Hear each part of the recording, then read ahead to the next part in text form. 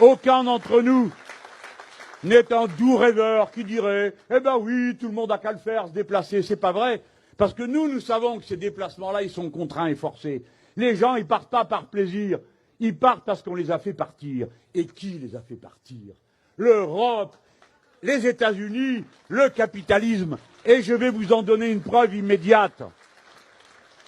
On met plus d'argent pour s'occuper de l'opération Barkhane qu'on en met pour l'aide au développement des pays qui se trouvent dans cette zone. Alors si vous vous demandez pourquoi les gens partent, ils partent parce que les partenariats économiques que l'Europe a inventés exigent de ces pays qui suppriment les droits de douane.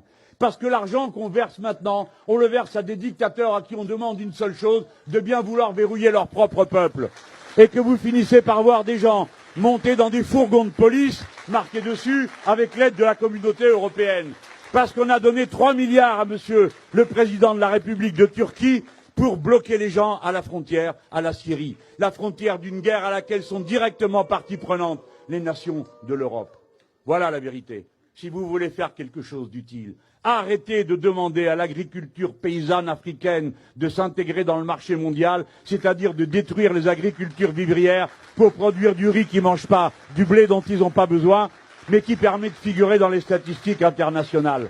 Si vous voulez faire quelque chose d'utile, arrêtez de faire des contrats de pêche qui permettent aux grandes compagnies européennes, moyennant finance à l'État considéré, pour aller ramasser tout ce qu'il y a sur les côtes, si bien que les pêcheurs qui ont vécu depuis des générations du produit de la pêche artisanale peuvent plus vivre, sont obligés de partir en ville, et de la ville de partir vers les pays où on leur dit qu'il y a du travail.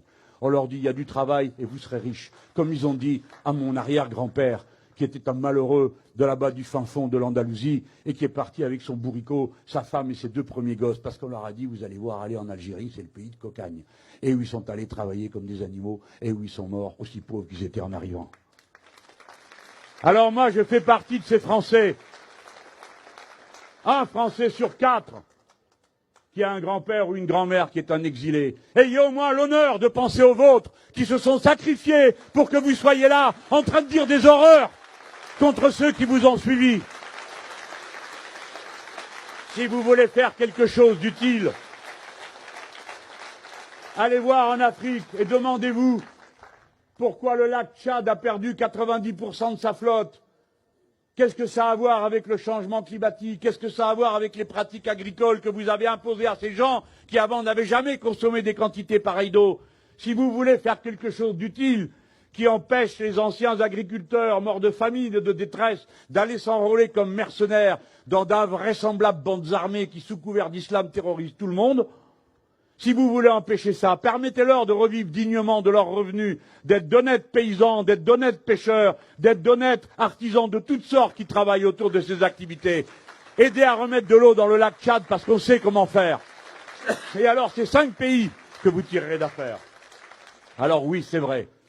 Quand nous votons dans un référendum contre M. Macron, nous votons contre toute la politique qu'il approuve et qu'il soutient. Lui, le commissaire européen, qui s'en va faire le tour des dictateurs et faire des selfies avec eux, et toute cette